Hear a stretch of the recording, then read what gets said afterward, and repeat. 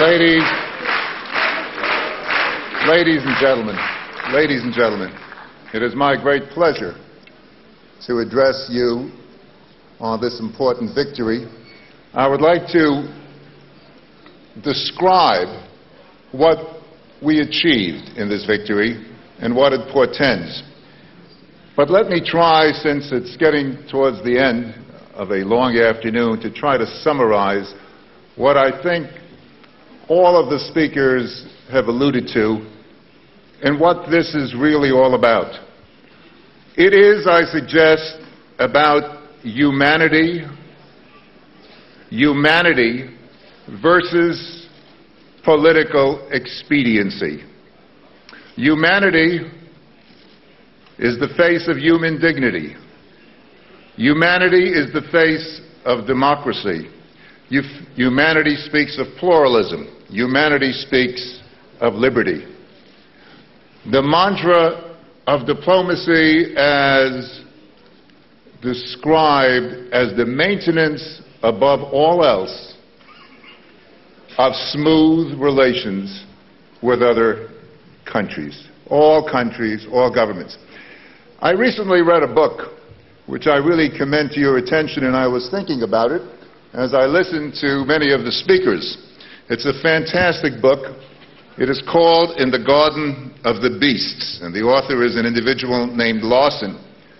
And this is a true account of the U.S. ambassador to Germany between 1934 and 1938, an appointment by President Roosevelt. Ambassador Dodd refused to go to all of the rallies that Adolf Hitler was organizing. He said, "I will not lend dignity to them." And for this, he was repeatedly chastised by the State Department because the role of an ambassador was to be nice to the host country.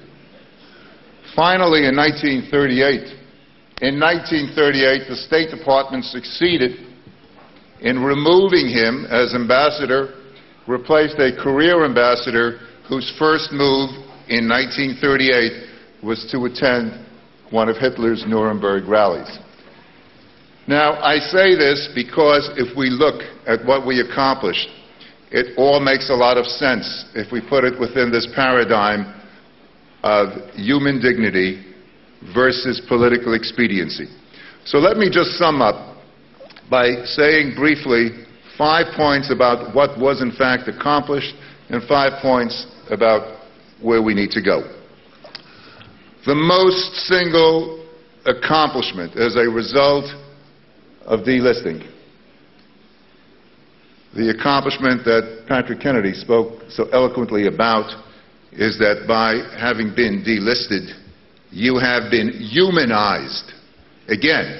And I say that unequivocally because there is no greater dehumanization in the American lexicon today than calling someone a terrorist or an organization a foreign terrorist organization. And I say this as a former Justice Department official and one who has dedicated his own professional life as an attorney to dealing with terrorism. I know the consequences of being labeled a terrorism.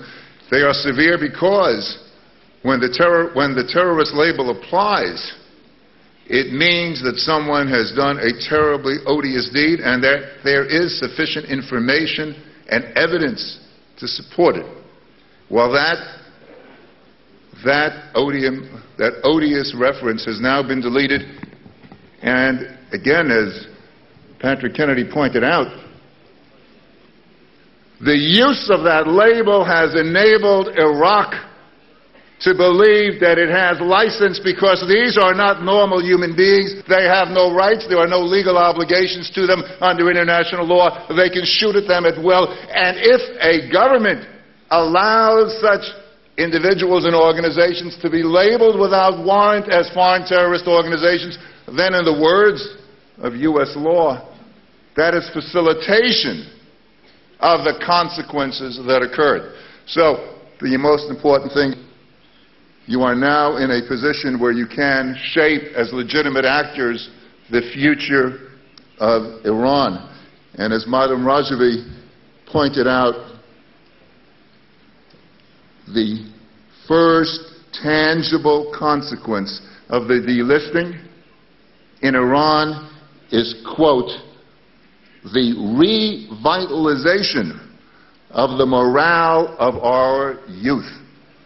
Now, those were the consequences of delisting. What does the future hold in store? The first is, I believe, that you must come to the understanding that the fight for delisting was part of it and continues to be part of a much larger struggle.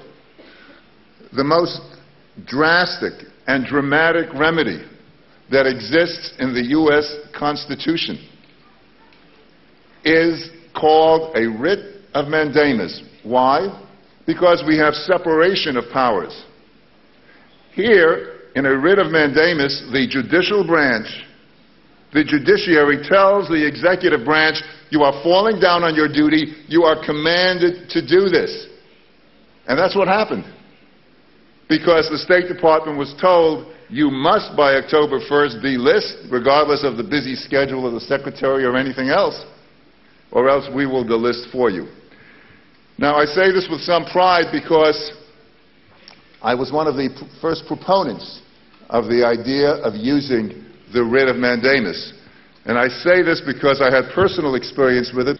What was at stake was whether or not the political expediency, in the vain hope of improving relations with Iran, should totally trump and extinguish respect for the rule of law. And you succeeded. So let me make two final points. Your success is not only a success for the PMOI and MEK, it is a success for civil liberties. It is a success for the rule of law for all Americans. Your victory was a victory for human rights. Now, your victory was a victory for something else in the making.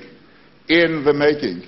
And you have to explain, as you said, Madam Rajavi, earlier, that the future of world peace lies in being able to provide for an important role for regime change and allowance for a constructive role by the PMOI MEK in that. So with this, the future is yours. And now I wish you all the very best of luck.